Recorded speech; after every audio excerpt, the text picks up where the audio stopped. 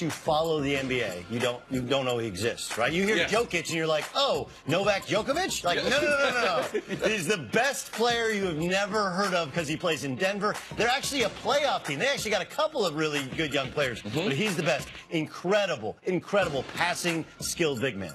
Also yesterday, Doug, I got to give you credit. When we were talking about the brow with the Pelicans being the best big man, you had mentioned, man, listen, you need to keep your eyes on Denver because this kid's got great skills. To me, he's the Sebastian from Portland, Trailblazers. Sabonis. Remember, he's an improved Sabonis. Yes. Remember Sabonis? Or maybe Sabonis before. Remember when Sabonis came over, he had all kinds of injuries, right? Yeah. He torn his Achilles. And a little slim down version. Yeah, a little slim down. I mean, like, this is the thing the NBA has, is they have all these great young big guys that we're not paying enough attention to. Okay, we're going to go now to Golden State. Klay Thompson says his goal is to play his entire career with Golden State. Thompson's scheduled to be a free agent summer 2019. Chris Carter, he says he wants to, but should he stay with the Warriors? Man, I love Klay. I love the way Klay goes about his business. When was the last time we talked about something with Klay Thompson off the court? When we talk about the Warriors, we're talking about Steph, KD, Draymond. We never talk about this guy who I believe to be the glue, because you can't have all those stars and have all those egos unless you have someone like Klay. His game, he could be a #1 player on a bunch of teams, but their ability to keep this group together and Klay staying in Golden State, that's what makes Golden State potential to be one of the special NBA teams that we've ever seen. You know, you do a great job, Chris, of telling us backstories on so many guys that you came into contact with. My dad coached Klay in AAU, picked up the phone and called Tony Bennett and said, you got to take him. No one else in the Pac-10 wanted to offer him a scholarship at the time. He goes to Wazoo and he blows up. He's probably the 3rd or 4th best two-way player. Kawhi Leonard's the best two-way player in the NBA. He's right there in the conversation. But the reason he has to say this is because his dad's broadcast for the Lakers. His dad played for the Lakers. He grew up in Orange County cheering for the Lakers. And everyone knows that if there's a guy that they're going to shed in the coming years in order to keep their salary structure in line, it would be Klay. Everybody says, I want to play my whole career here. The Steelers want Le'Veon Bell to play. All right, at some point, one of those guys would have to leave. This would be the guy that would have to leave. And Angelina, who runs our social media, she said he's a good follower on social media, so check him out. Oh, well, then 2 points for that. All right, now, we know the dunk contest. That's this Saturday.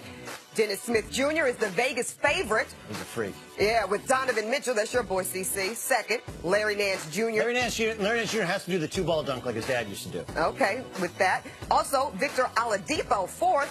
Doug, who do you think's going to win the dunk contest? Dennis Smith. Dennis Smith's an... So you're going with the favorite, okay. I mean, look, he's an absolute freak. And because he's only, I don't know what he's listed at, he's probably really 6 feet tall. It, like, visually is stunning. You know, Dennis Smith has, I think he's got a bionic leg. He tore his ACL, actually, in high school and then enrolled at NC State like a half year early. For a guy to come off a torn ACL and to still jump like this, the bionic leg wins.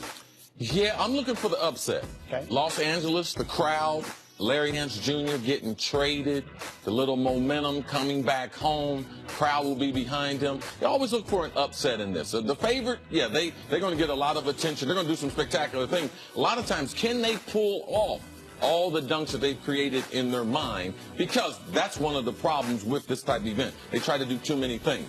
I'm looking for Nance Jr. for a little upset. It's funny you point that out, because when we look back historically at the great Jordan, you know, was it 88, Jordan versus Dominique, was it Chicago Stadium, is that what it used to be called, right, where they used to play? The impressive part about that dunk contest was they didn't miss any dunks. Yeah, right? Like they didn't have a chance. They didn't have a chance. You missed 2 dunks, you were out. And they didn't miss any dunks. Oladipo also, all these guys are freak athletes. I think Dennis Smith wins it. Yeah, all these guys are great in-game dunkers, too. Yes. And that's good to see, honestly. Just fun to watch. Now to the NFL. A.J. McCarron, he will become a free agent in March after winning his grievance against the Bengals. The QB says, quote, we're going to be open to everything. Chris Carter, do you think he can be a legit starting QB in the NFL?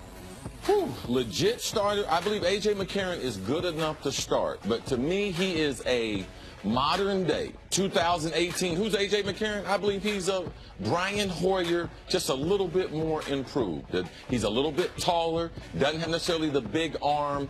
A lot of Alabama quarterbacks have not transitioned over to the NFL from success. I mean, yeah, you have to go back to Richard Todd and Stabler and Joe Namath to really get a successful quarterback in the NFL, starting quarterback from Alabama. So I do believe he can start on the team, but you have to be very, very careful because I believe he's limited.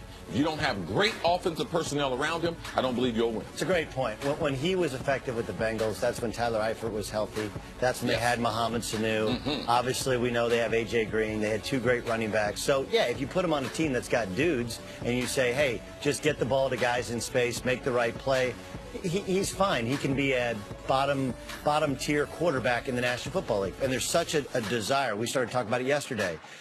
Not just the teams that you know need a quarterback, the Jets, for example, the Broncos, the Cardinals. There's other teams like the Bills that are unhappy with their quarterback situation. Obviously, the Browns, but the Dolphins don't know what they're going to do. So there's going to be a market where he's going to be overpaid because he's trained first under Hugh Jackson, behind Andy Dalton, gotten some time starting playoff games, so he has some experience. Yes. He doesn't have the ceiling of some of the guys coming out of the draft, but there won't be the growing pains. And finally, Tiger Woods, y'all, he finished 1 over par yesterday at the Genesis Open. That's 6 shots behind the leaders. Chris Carter, did you like what you saw from Tiger yesterday? It's hard. I'm a huge Tiger fan. You see a guy that's trying to not only recreate his body, but